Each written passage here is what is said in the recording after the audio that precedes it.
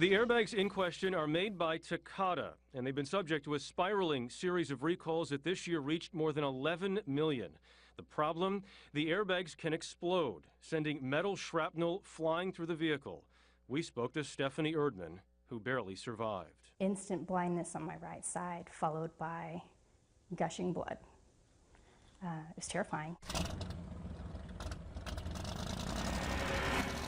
It was something of a joke when we started this auto segment months ago that this was turning out to be the weekly recall segment of the program. Hey, no joke.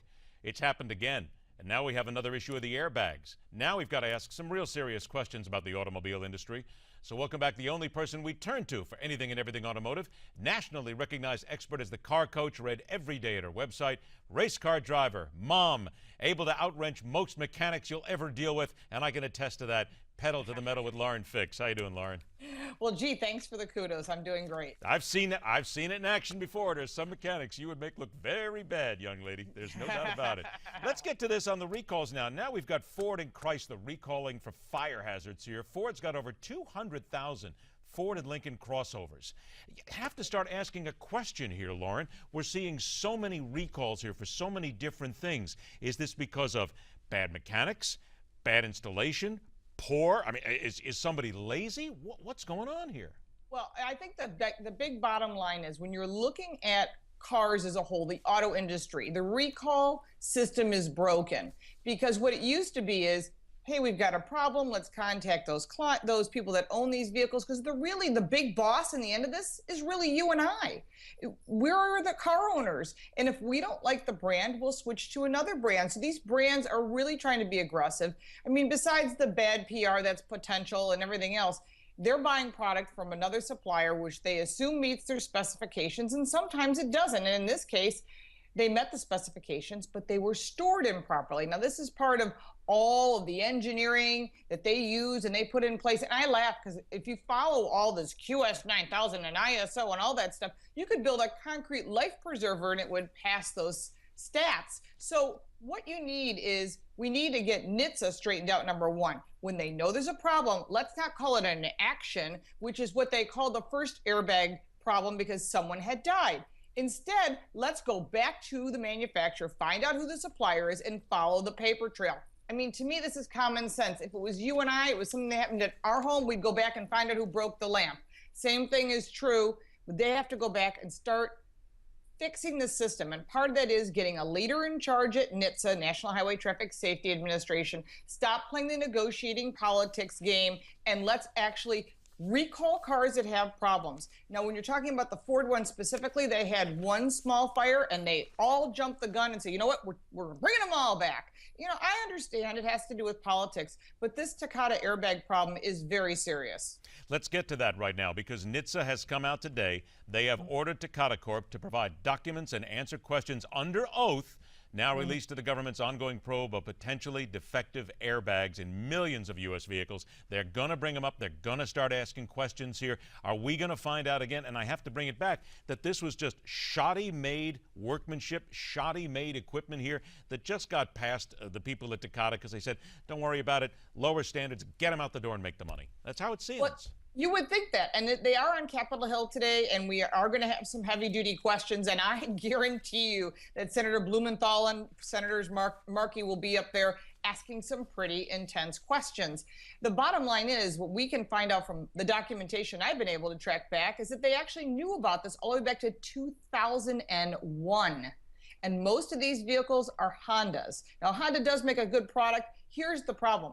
The airbags were manufactured properly, but they were stored in a warehouse that had moisture.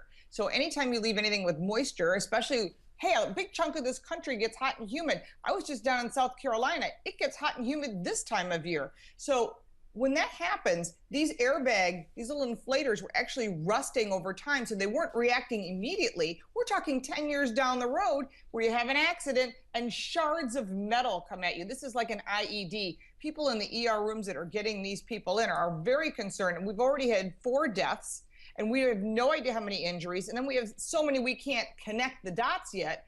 So you know that this is going to be even worse than the ignition switch for GM. All right, let's get to something else here. Twitter, Okay. $716 million in car sales. It used to be automobile advertisements. Now Twitter is saying basically drop 140 characters out there. More people are buying when they're getting enticed to by tweets. That's awfully economical for the automobile dealers themselves.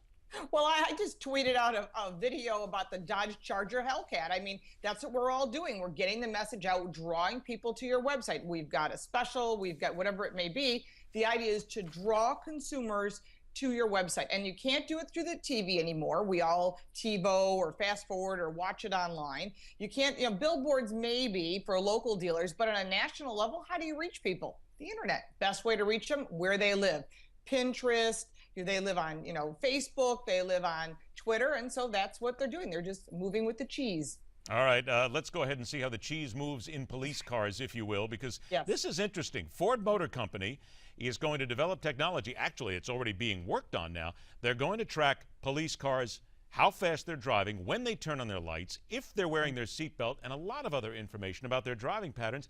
This seems like it's just a natural progression. We're all at a point right now where we want to know what our law enforcement is doing. We and they also want to have the legal side of things covered if they are called to testify in certain cases. This is actually brilliant. It actually is brilliant, and it's nice that Ford's doing that. It means that Chrysler and GM and whoever else sells municipalities vehicles of any form, whether it be police or otherwise, what's going on. But it's also good for documentation to say, we've noticed that there's a lot of problems with, the right rear tire not getting great traction under acceleration, which obviously would mean like a posi traction unit or a locker rear end, which is for you car geeks. For the rest of us, it means that there's a problem with traction. The tires are the only thing that meet the road. Let's work on that. Or we've noticed that the headlights have a delay in turning on. Whatever it might be, it allows the manufacturer to then improve those vehicles to make those vehicles safer on the road. So I think there actually is a positive to that. And hey, consumers want to know what's going on, and so do manufacturers. And of course, if you're paying the money for it, you want to know what's going on. And darn it, I'm getting ready to buy a new car, so I want to know exactly where all that money is. Well, let me know. I'll be happy to help you. I have, trust me on this. Well, we've already talked about this actually off camera. You know what I'm going for. Don't say we don't want to give them any free advertising right now, because that and other things too. But they don't make Le Cars anymore. Sorry. Damn, here we go. And then they just don't make them anymore. I'll go for the motorcycle instead. Yeah. Don't forget, laurenfix.com is where you need to go to find out everything that's going on in the automobile industry. And she joins us here every week. Ms. Fix, always a pleasure. Have a great week.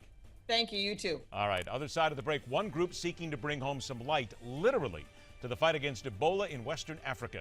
And at 43 minutes after the hour, the holiday effect of lower gas prices and what's happened to the Samsung smartphone. It's coming up right here on MidPoint.